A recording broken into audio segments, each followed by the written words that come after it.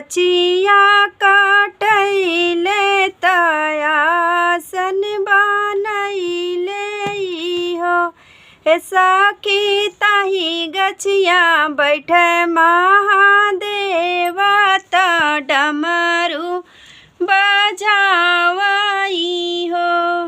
हे सखी ताही आसन बैठे महादेव त डमरू बजावई हो।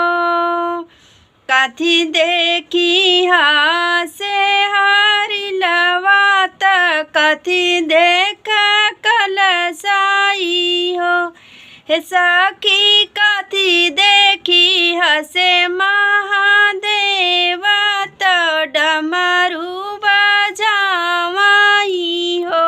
हे सखी कथी देखी हसे महादेव त डमरू बजावई हो। जटा देखी हसेला हरिसवा त मौरू देख कलसवाई हो। हे सखी गौरा देखी हसे महादेव त डमरू बजावई हो। हे सखी गौरा देखी हसे महादेव त डमरू बजावई हो। कथी देखी हसेला नगवा त कथी देखी डमरुआई हो। हे सखी कथी देखी हसेला बसहवा त मने मने बिहसाई हो।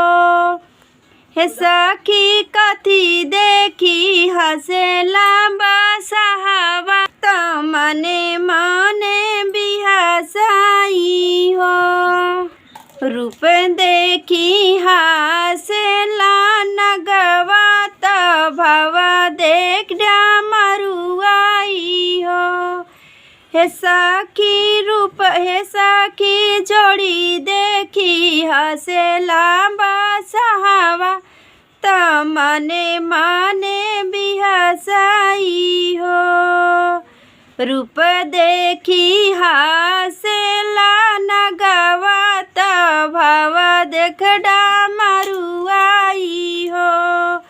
हे सखी जोड़ी देखी हसे बसहवा त मने मने बिहसाई हो। हे सखी जोड़ी देखी हसे बसहवा त मने मने बिहसाई हो। धन्यवाद दोस्तों। गाना कैसा लगा कमेंट बॉक्स में जरूर बताना। मेरे चैनल को सब्सक्राइब नहीं किया तो सब्सक्राइब करना दोस्तों। प्लीज़ अपना सपोर्ट बनाए रखना दोस्तों। धन्यवाद।